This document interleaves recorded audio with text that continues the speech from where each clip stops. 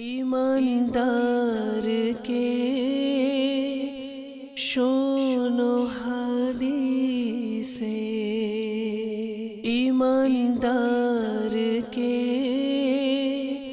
शोनो हदीसे। अल्हम्दुलिल्लाहि रब्बिल आलमीन वस्सलातु वस्सलामु अला सय्यिदिल मुरसलीन। अम्मा बअद फ़अऊज़ु बिल्लाहि मिनश शैतानिर रजीम। बिस्मिल्लाहिर रहमानिर रहीम। अस्सलातु वस्सलामु अलैका या रसूलल्लाह व अला आलिका व अस्हाबिका या हबीबल्लाह। अस्सलातु वस्सलामु अलैका या नबियल्लाह व अला आलिका व अस्हाबिका या नूरल्लाह। हज़रत उमर बिन खत्ताब रदियल्लाहु ताला अन्हु इरशाद करें, इन्ना दुआ मौकूफुन बैना समाई वल अर्द। निश्चय দোয়া তা আসমান এবং জমিনের মাঝখানে আটকে থাকে, ঝুলন্ত অবস্থায় থাকে। কতক্ষণ? বলেন, হাত্তা তুসল্লি আলা নবিয়িকা সাল্লাল্লাহু আলাইহি ওয়াসাল্লাম, যতক্ষণ না তুমি তোমার নবী সাল্লাল্লাহু তাআলা আলাইহি ওয়াসাল্লামের উপর দরুদ পাক পাঠ করো। সাল্লু আলাল হাবিব সাল্লাল্লাহু তাআলা আলা মুহাম্মদ সাল্লাল্লাহু আলাইহি ওয়াসাল্লাম। প্রিয় ইসলামী ভাইয়েরা আর মাদানী চ্যানেলের দর্শক, আমি আজ আপনাদেরকে আবারও দর্শে হাদিস অনুষ্ঠানে শুভেচ্ছা ও মুবারকবাদ জানাই। সওয়াব অর্জনের নিমিত্তে বয়ান শ্রবণ করার পূর্বে ভালো ভালো নিয়ত অন্তর্ভুক্ত করে নিন, কেননা নবী করিম সাল্লাল্লাহু তাআলা আলাইহি ওয়াসাল্লাম ইরশাদ করেছেন, নিয়াতুল মুমিনি খায়রুম মিন আমালিহি। মুমিনের নিয়ত তার আমল অপেক্ষা উত্তম। মাদানী চ্যানেলের দর্শক, একটি হাদিসে মুবারাকা আপনাদের নিকট পেশ করার প্রয়াস পাচ্ছি, যার মধ্যে 10টি কথা, অর্থাৎ এভাবে বলতে পারেন যে 10টি ওসিয়ত রয়েছে, অথবা এভাবেও বলতে পারেন 10টি নসিহত, যা হুজুর নবী পাক সাল্লাল্লাহু তাআলা আলাইহি ওয়া আলিহি ওয়াসাল্লাম, যা হযরত মুআজ বিন জাবাল রাদিয়াল্লাহু তাআলা আনহু, যিনি মুস্তাফা জানে রহমত সাল্লাল্লাহু আলাইহি ওয়াসাল্লামের সাহাবী রাদিয়াল্লাহু তাআলা আনহু, তাকে তিনি ইরশাদ করেছেন। আর তার মাধ্যমে ওই সকল নসিহতগুলো যেন আমরা সকল মুসলমানের জন্য বলা হয়েছে। চলুন শ্রবণ করি। হযরত মুআজ রাদিয়াল্লাহু তাআলা আনহু তার থেকে বর্ণিত, তিনি বলেন, আওসানি রাসূলুল্লাহ সাল্লাল্লাহু তাআলা আলাইহি ওয়াসাল্লাম বিআশরি কালিমাত। হুজুর সাল্লাল্লাহু তাআলা আলাইহি ওয়া আলিহি ওয়াসাল্লাম আমাকে 10টি বিষয়ে ওসিয়ত করেছেন।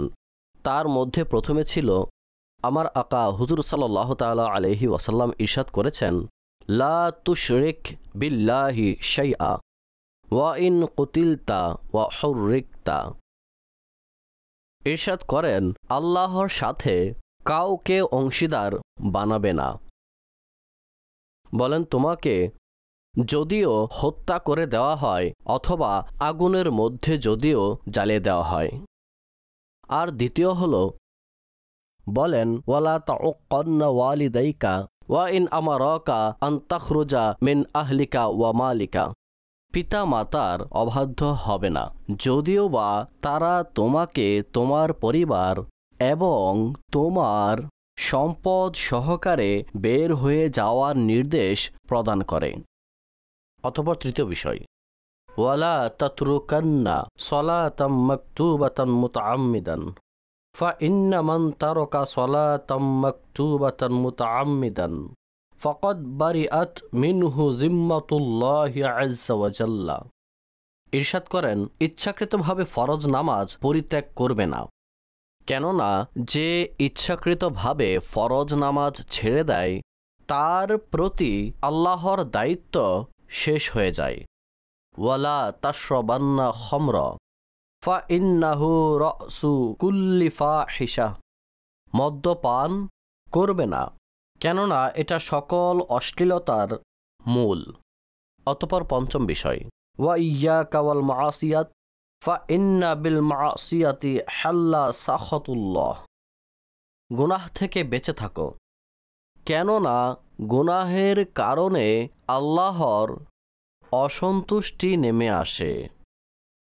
অতঃপর ষষ্ঠ বিষয়, ওয়া ইয়াকা ওয়াল ফিরার মিনাজ জাহফ ওয়া ইন হালাকান নাস, যুদ্ধের ময়দান থেকে মুখ ঢাকা দিয়ে পলায়ন করা থেকে দূরে থাকবে, যদিও বা সমস্ত লোক মারা যায়। অতঃপর সপ্তম বিষয়, ইরশাদ করেন, ওয়া ইযা আসাবান নাস মুতান ওয়া আনতা ফীহিম ফাসবুত, কোনো অঞ্চলে যদি প্রাণঘাতী মহামারী ছড়িয়ে পড়ে আর তুমি পূর্ব থেকেই সেখানে বিদ্যমান থাকো, ইরশাদ করেন, তাহলে তুমি অটল থাকবে। ফাসবুত, তাহলে সেখানেই অটল থাকবে। অষ্টম বিষয়, বলেন, ওয়ানফিক আলা আয়ালিকা মিন তাওলিকা, এবং নিজের জীবদ্দশায় অর্থাৎ যতদিন জীবিত থাকবে নিজের পরিবারের জন্য নিজের সম্পদ খরচ করবে। নবম বিষয়, ইরশাদ করেন, ওয়ালা তারফা আনহুম আসাকা আদাবা, তাদেরকে আদব শেখানোর ক্ষেত্রে উদাসীন হয়ে লাঠি উঠিয়ে রাখবে না। অতঃপর দশম বিষয়, ওয়া আখিফহুম ফিল্লাহ, এবং তাদের অন্তরে আল্লাহ তাবারক ওয়া তাআলার ভয় সৃষ্টি করবে। মাদানী চ্যানেলের দর্শক শ্রোতা, এই 10টি বিষয়, 10টি জিনিস যেগুলোর উপদেশ বা যেগুলোর নসিহত হুজুর নবী পাক সাল্লাল্লাহু তাআলা আলাইহি ওয়াসাল্লাম হযরত মুআজ বিন জাবাল রাদিয়াল্লাহু তাআলা আনহুকে করেছিলেন।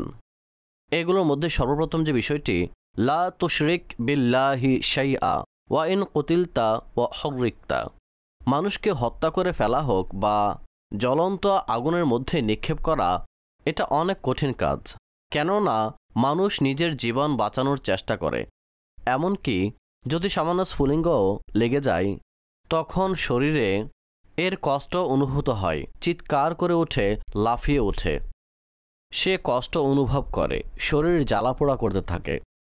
আর যদি সম্পূর্ণ শরীরই আগুনে নিক্ষেপ করা হয় তাহলে এটা তার জন্য অত্যন্ত কঠিন ব্যাপার। ইরশাদ করেন, শিরিকের ব্যাপারটি এমন যে আল্লাহ তাবারক ওয়া তাআলার সাথে কাউকে শরিক না করা, যদিও বা আল্লাহ তাবারক ওয়া তাআলার সাথে শিরক করার জন্য তোমাদেরকে উৎসাহী করা হয়, তোমাদেরকে বাধ্য করা হয়, এবং যদি তোমরা এ কাজ না করো তাহলে এর ফলস্বরূপ তোমাদেরকে হত্যা করে ফেলা হবে, এমন হুমকি দেওয়া হচ্ছে, এবং তাও একদম সত্য হুমকি, সিরিয়াস হুমকি দেওয়া হচ্ছে, যাতে মনে হয় যে বাস্তবে সে করে ফেলবে, বা তোমাকে আগুনে পুড়ে ফেলার হুমকি দেওয়া হচ্ছে, এবং সামনে আগুন জ্বলছে, অনেক বড় অগ্নিকুণ্ড, সেটার মধ্যে তোমাকে ফেলা হবে, এবং তুমি জানো যে হুমকিদাতা বাস্তবে এটা করে ফেলবে, তারপরও তোমরা শিরিক করবে না। তো হুজুর নবী পাক সাল্লাল্লাহু আলাইহি ওয়াসাল্লাম এই উপদেশ দিয়েছেন, আল্লাহ একক ও অদ্বিতীয়, তার কোনো অংশীদার নেই, তার সমতুল্য কেউ নেই, তিনি আমাদের সকলের পালনকর্তা, তিনি আমাদের সৃষ্টিকর্তা, আমাদের সকলের রিজিক প্রদানকারী, তার সমতুল্য কেউ নেই, তিনি ওয়াহদাহু লা শারীক। এই জন্যই বলা হয়েছে আল্লাহর সাথে শিরিক করবে না, তার সমতুল্য কাউকে মনে করবে না, যদিও বা তোমাকে হত্যা করে ফেলা হয় বা তোমাকে জ্বলন্ত আগুনে নিক্ষেপ করা হয়। এটা এমন গুনাহ যার কোনো ক্ষমা নেই। ইন্নাল্লাহা লা ইয়াগফিরু আইয়ুশরাকা বিহি ওয়া ইয়াগফিরু মা দুনা যালিক, ইরশাদ করেন, শিরক এমন গুনাহ যা রব্বে কায়নাত কখনো ক্ষমা করবেন না। আর এটা ব্যতীত যত গুনাহ, বড় থেকে বড়, ছোট থেকে ছোট গুনাহ, আল্লাহর নিকট ক্ষমা চাইলে তো তিনি বান্দার গুনাহকে ক্ষমা করে দিবেন। এই জন্যই প্রথমে এই উপদেশ এবং নসিহত করেছেন যে আল্লাহর সাথে কাউকে শরিক করবে না, যদিও বা তোমাকে হত্যা করে ফেলা হয় বা তোমাকে জ্বলন্ত আগুনে পুড়ে ফেলা হয়। অতঃপর দ্বিতীয় বিষয়, এটাও অত্যন্ত গুরুত্বপূর্ণ, বলেন, ওয়ালা তাউক্কান্না ওয়ালিদাইকা ওয়া ইন আমারাকা আন তাখরুজা মিন আহলিকা ওয়া মালিকা, তোমাকে তোমার পরিবারবর্গ এবং সম্পদ সহকারে যদি পিতামাতা এটা বলে দেন, এই নির্দেশ দিয়ে দেন যে তুমি ঘর থেকে বের হয়ে যাও তোমার সকল আসবাবপত্র নিয়ে, তোমার পরিবার নিয়ে, মানুষের জন্য এটা কঠিন একটি মুহূর্ত, চূর্ণ বিচূর্ণ হয়ে গিয়েছে, ঘর থেকে বের করে দেওয়া হয়েছে, ওই সময় যখন তার আন্তরিক নৈকট্যশীল যে ব্যক্তিরা রয়েছে, তার পরিবার, তার পরিজন, তার সন্তান, তার ছেলেরা, তার মেয়েরা ভরসার স্থান থেকে বঞ্চিত হচ্ছে, স্বভাবতই মানুষের রাগ তো উঠবেই। কিন্তু ইরশাদ করেছেন যতই রাগ উঠুক তা প্রকাশ করবে না, একদম শান্ত থাকবে। এবং এমথাবস্থায়ও পিতা মাতার অবাধ্য একদমই হবে না, কেননা তাদের সম্মান অনেক ঊর্ধ্বে। সৃষ্টিকুলের মালিক তাদের সাথে সদাচরণ ও সহানুভূতিশীলতার আদেশ দিয়েছেন, উত্তম আচরণ করার নির্দেশ দিয়েছেন। বলেন ওয়াবিল ওয়ালিদাইনি ইহসানা, তাদের যে হক রয়েছে তা অত্যন্ত তাৎপর্যশীল, আর মায়ের হক এর চেয়ে অধিক বর্ণনা করা হয়েছে। সৃষ্টি জগতের পালনকর্তা ইরশাদ করেছেন ওয়াওয়াসাইনাল ইনসানা বিওয়ালিদাইহি ইহসানা হামালাতহু উম্মুহু কুরহা ওয়া ওয়াদআতহু কুরহা ওয়া হামলুহু ওয়া ফিসালুহু 30 শাহরা। এবং আমি মানুষকে নির্দেশ দিয়েছি যেন নিজ পিতামাতার সহিত সদ্ব্যবহার করে। অতঃপর তার মাতা তাকে গর্ভে রেখেছে কষ্ট সহ্য করে, এবং তাকে প্রসব করেছে তাও কষ্ট সহ্য করে, আর তার পেটের মধ্যে থাকা এবং দুধ ছাড়ানো 30 মাসের মধ্যে। এই আয়াতে কারিমার মধ্যে সৃষ্টিকুলের মালিক পিতামাতার উভয়ের অধিকারের ক্ষেত্রে তাগিদ দিয়েছেন। অতঃপর বিশেষ করে আলাদাভাবে মায়ের কথা উল্লেখ করেছেন, বিশেষত্ব দান করেছেন, আর তার ওই সকল কষ্ট ও যন্ত্রণাকে যা তার গর্ভাবস্থায় ও প্রসবকালে হয়েছে এবং 2 বছর পর্যন্ত তাকে দুধ পান করানোর ক্ষেত্রে যে কষ্ট সহ্য করেছেন, যার কারণে তার হক অনেক বেশি গুরুত্বপূর্ণ এবং ঊর্ধ্বে হয়ে গিয়েছে, তাও উল্লেখ করা হয়েছে, তাও অন্তর্ভুক্ত করা হয়েছে। অনুরূপভাবে অন্য আয়াতে ইরশাদ করেছেন ওয়াওয়াসাইনাল ইনসানা বিওয়ালিদাইহি হামালাতহু উম্মুহু ওয়াহনান আলা ওয়াহনি ওয়া ফিসালুহু ফি আমাইনি আনিশকুর লি ওয়া লিওয়ালিদাইক। আমি মানুষকে তাগিদ দিয়েছি তার পিতামাতা সম্বন্ধে, মাতা যিনি গর্ভে রেখেছেন তার মা তার জন্য কষ্টের উপর কষ্ট সহ্য করেছে এবং তার দুধ ছাড়ানো 2 বছরের মধ্যে। এও যে কৃতজ্ঞতা প্রকাশ করো আমার এবং নিজ পিতামাতার। মানুষ আল্লাহর কৃতজ্ঞতাও জ্ঞাপন করবে এবং মাতা পিতারও কৃতজ্ঞতা জ্ঞাপন করবে। এই আয়াত মোবারকার প্রতি যদি লক্ষ্য করেন এবং গভীরে গিয়ে ডিপলিভাবে আপনি দেখেন এবং ভাবেন ও চিন্তা করেন যে এখানে মাতা পিতার হকের ব্যাপারে কোনো সীমানা রাখা হয়নি, তাদেরকে সৃষ্টিকুলের পালনকর্তা স্বীয় হককে জালিলের সাথে অন্তর্ভুক্ত করেছেন। ইরশাদ করেছেন শুকরিয়া আদায় করো আমার এবং স্বীয় পিতামাতার। আনিশকুরলি ওয়ালি ওয়ালিদাইক, আমার কৃতজ্ঞতাও জ্ঞাপন করো এবং নিজ পিতামাতারও কৃতজ্ঞতা জ্ঞাপন করো। পিতার অবাধ্যতা, আল্লাহ তাবারক তাআলা এর অবাধ্যতা, এবং পিতার অসন্তুষ্টি তা আল্লাহ তাবারক তাআলার অসন্তুষ্টি। মানুষ যদি পিতামাতাকে সন্তুষ্ট করে তাহলে তারা তার জান্নাত, আর যদি তাদেরকে অসন্তুষ্ট করে দেয় তখন এই পিতামাতায় তার জাহান্নামে যাওয়ার মাধ্যম হয়ে যায়। যতক্ষণ পিতাকে সন্তুষ্ট করবে না ততক্ষণ তার কোনো ফরজ, বর্ণনায় এসেছে কোনো নফল, কোনো নেক আমল কখনোই কবুল হবে না। আখিরাতের শাস্তি ছাড়াও দুনিয়াতে জীবদ্দশাতে কঠিন বিপদে, মুসিবতে, পেরেশানিতে জড়িয়ে পড়বে, আর মৃত্যুর সময় মাআযাল্লাহ সম্ভাবনা রয়েছে কালিমা নসিব না হওয়ার। এটাই তো সবচেয়ে বড় মুসিবত, যে মৃত্যুর সময় আল্লাহ না করুন কখনো যেন ঈমান চলে না যায়। আর এটা এমন গুনাহ বর্ণনায় এসেছে যে এই দুনিয়ার মধ্যেই জীবদ্দশায় যার শাস্তি দিয়ে দেওয়া হয়। দর্শক শ্রোতা, অনেক বেশি সতর্কতার বিষয়, আমাদেরকে সতর্ক থাকা উচিত, কেননা হাদিস মুবারাকার মধ্যে রয়েছে তাআতুল্লাহি তাআতুল ওয়ালিদ, যা পিতার আনুগত্য তা আল্লাহর আনুগত্য। অতঃপর এরই সাথে ইরশাদ করেছেন ওয়া মাআসিয়াতুল্লাহি মাআসিয়াতুল ওয়ালিদ, এবং পিতার অবাধ্যতাই হলো আল্লাহর অবাধ্যতা। অর্থাৎ যদি কেউ শরয়ে কোনো কারণ ব্যতীত পিতার অবাধ্য হয় তো এমন অবস্থায় সেটা এমন যেন সে আল্লাহ তাবারক তাআলার অবাধ্যতার মধ্যে নিমজ্জিত রয়েছে। অনুরূপ অন্য একটি হাদিসে ইরশাদ করেছেন যে পিতার অসন্তুষ্টির মধ্যে আল্লাহর অসন্তুষ্টি বিদ্যমান, পিতার সন্তুষ্টির মধ্যে আল্লাহর সন্তুষ্টি বিদ্যমান। অতঃপর অন্য একটি হাদিস মুবারাকের মধ্যে ইরশাদ করেছেন, হুমা জান্নাতুকা ওয়া নারুকা, পিতামাতা তোমার জান্নাত এবং তোমার জাহান্নাম। মানুষ যদি আনুগত্য করে দুনিয়াতে তাদেরকে সন্তুষ্ট করে নেয় তাহলে তারা তার জান্নাত, আর যদি তাদেরকে অসন্তুষ্ট করে দেয় তো এমন অবস্থায় তারা সে ব্যক্তির জন্য জাহান্নাম সাব্যস্ত হবে। আর হাদিসের মধ্যে ইরশাদ করা হয়েছে, আল ওয়ালিদু আওসাতু আবওয়াবিল জান্নাহ, ইরশাদ করেন পিতা জান্নাতের সকল দরজার মধ্যে মধ্যবর্তী দরজা। এখন যদি তুমি চাও তাহলে সেই দরজাকে নিজের হাত দ্বারা শক্ত করে ধরে রাখো, আঁকড়ে রাখো, দৃষ্টি রাখো এবং বিনষ্ট হতে দিও না, আর যদি চাও নষ্ট করে ফেলো। কাজেই মাদানী চ্যানেলের দর্শক, পিতামাতার যে হক রয়েছে তা অত্যন্ত গুরুত্বপূর্ণ। তাদের আনুগত্য করে, তাদেরকে সন্তুষ্ট করে, তাদের হকসমূহকে আদায় করে শরীয়তের সীমারেখায় থেকে আল্লাহ তাবারক তাআলাকে এই দুনিয়াতেই সন্তুষ্ট করে নেওয়া উচিত। আর আল্লাহ রাব্বুল ইজ্জত যার প্রতি দুনিয়াতে সন্তুষ্ট হয়ে যাবেন সে আখিরাতেও সফলকাম হয়ে যাবে। এই হলো দুটি বিষয়। অতঃপর তৃতীয় বিষয় বলেন, ওয়ালা তাতরুকান্না সলাতাম মাকতুবাতান মুতাআম্মিদান ফাইন্না মান তারাকা সলাতাম মাকতুবাতাম মুতাআম্মিদান ফাকাদ বারিআত মিনহু জিম্মাতুল্লাহ।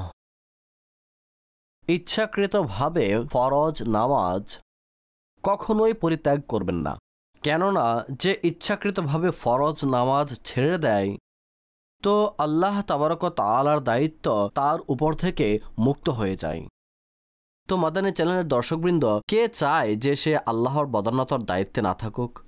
আমাদের সকলেরই রব্বে কায়নাতের বদান্যতার দায়িত্বের প্রয়োজন, দুনিয়াতেও আখিরাতেও।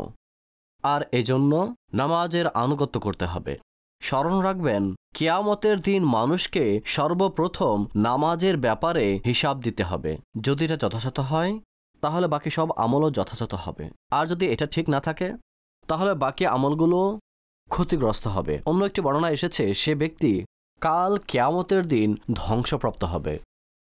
অন্য একটি বর্ণনায় এসেছে নবী পাক সাল্লাল্লাহু আলাইহি ওয়াসাল্লাম ইরশাদ করেছেন যে আল্লাহ তাবারক তাআলা ইরশাদ করেন, যদি যথা সময়ে নামাজ আদায় করে তাহলে আমার বান্দার প্রতি আমার বদান্যতার দায়িত্বের প্রতিজ্ঞা রয়েছে যে আমি তাকে আযাব দেব না এবং বিনা হিসাবে জান্নাতে প্রবেশ করাবো। আল্লাহর বদান্যতার দায়িত্ব কি? আযাব হবে না এবং বিনা হিসেবে জান্নাতে চলে যাবে। কিন্তু যদি বেনামাজি হয়, ইচ্ছাকৃতভাবে ফরজ নামাজকে পরিত্যাগ করে থাকে, তাহলে আল্লাহর দায়িত্ব থেকে মুক্ত হয়ে যায়। তারপর তার হিসাবও হবে এবং শাস্তির মধ্যে গ্রেফতার হবে। স্মরণ রাখবেন, যার হিসাব নেওয়া হবে মান হুসিবা উযযিবা, তাকে শাস্তি দেওয়া হবে।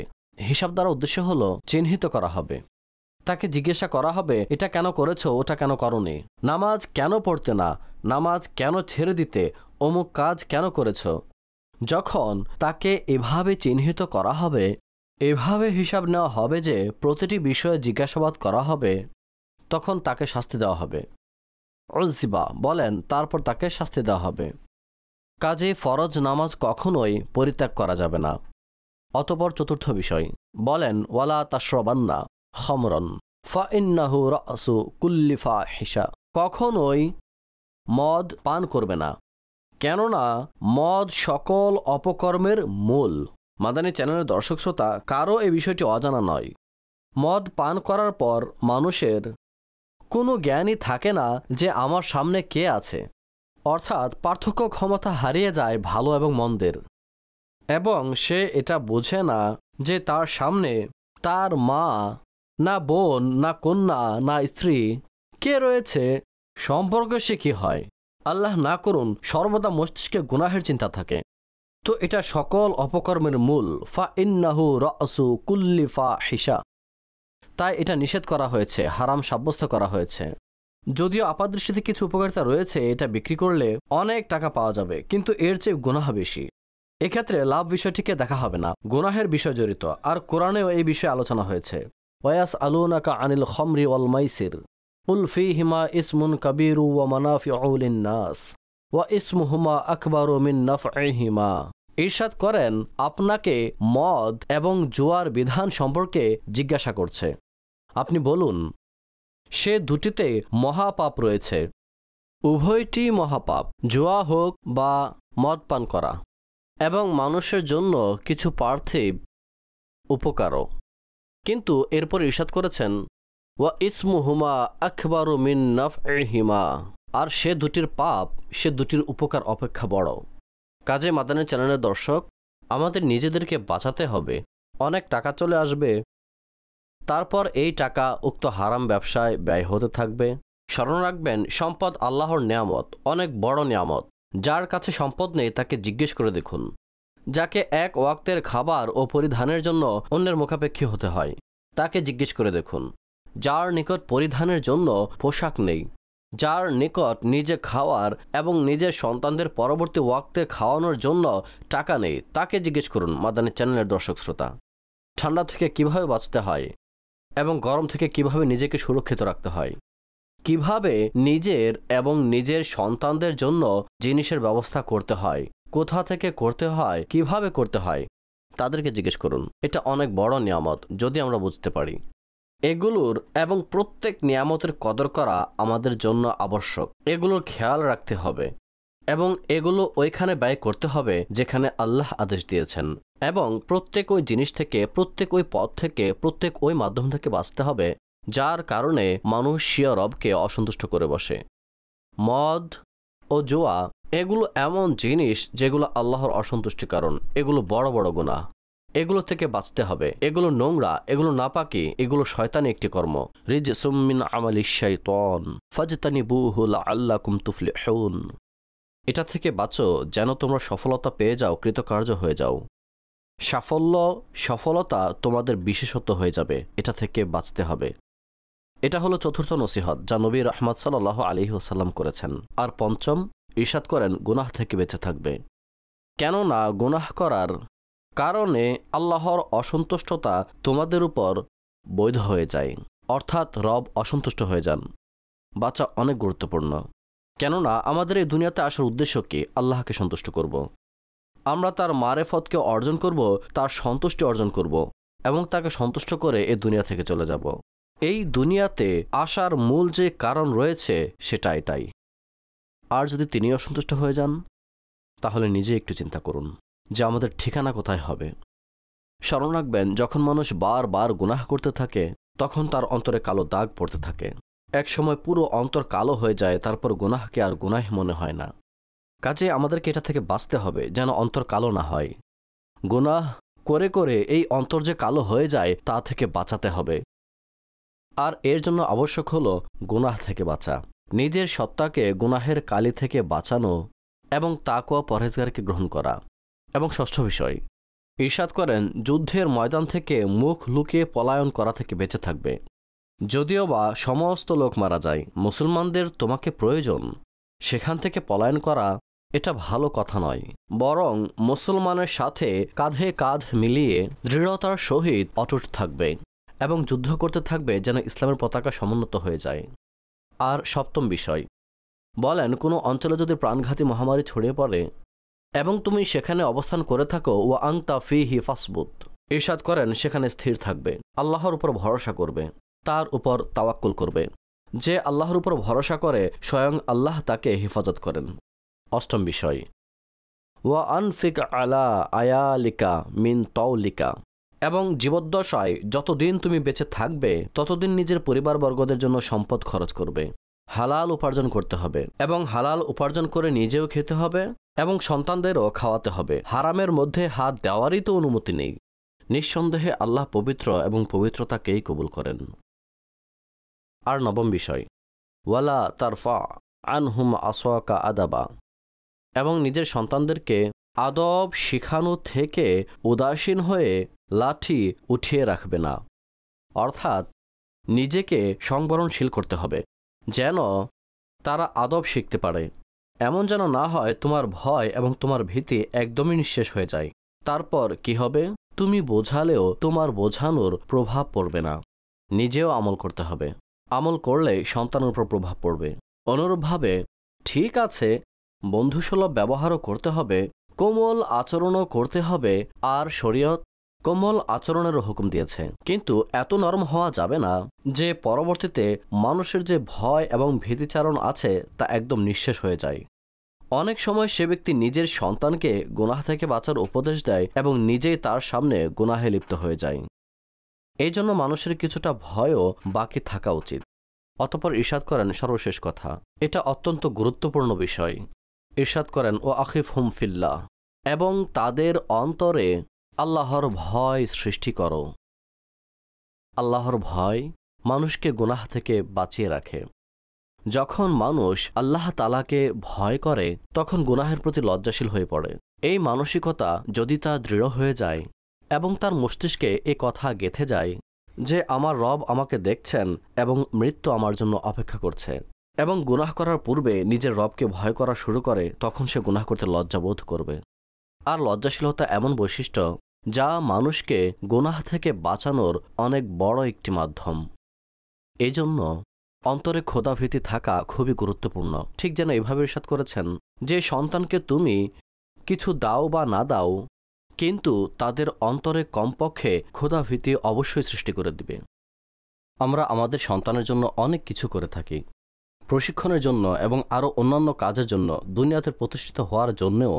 কিন্তু যদি কোনো বিষয়ে অমনোযোগিতা থাকে তা হলো দিনের ক্ষেত্রে অমনোযোগিতা, যে তাদেরকে দিন প্রশিক্ষণ করা হবে, অন্তরে খোদাভীতি তৈরি করা হবে, তাকওয়া এবং পরহেজগারের বৈশিষ্ট্য তাদের নিজেদের জীবনে বাস্তবায়ন করবে। এটা অনেক গুরুত্বপূর্ণ, অনেক প্রয়োজনীয়। এটাই সেই বৈশিষ্ট্য যা আমাদের বৃদ্ধ বয়সে আমাদের সন্তানদের ভরসাস্থল বানাবে। আল্লাহ পাক আমাদের সকলের প্রতি আপন দয়া অনুগ্রহ দান করুন। মাদানী চ্যানেলের দর্শক শ্রোতা, আমাদের আজকের অনুষ্ঠানের যে সময় ছিল তা শেষ পর্যায়ে এসেছে। পরবর্তী সময় পর্যন্ত অনুমতি দিন। দোয়া করবেন আল্লাহ তাবারক ওয়া তাআলা আমাদের সকলের প্রতি দয়া অনুগ্রহ দান করুন। তার দয়া ও অনুগ্রহে যা শিখলাম, যা শিখালাম, আমাদের সকলকে তার উপর আমল করার তৌফিক দান করুন। আমিন বিজাহিন নবীল আমিন সাল্লাল্লাহু তাআলা আলাইহি ওয়া আলিহি ওয়া আসহাবিহি ওয়া বারিক ওয়া সাল্লিম। ईमानदार के शोनो हदीसे, ईमानदार के शोनो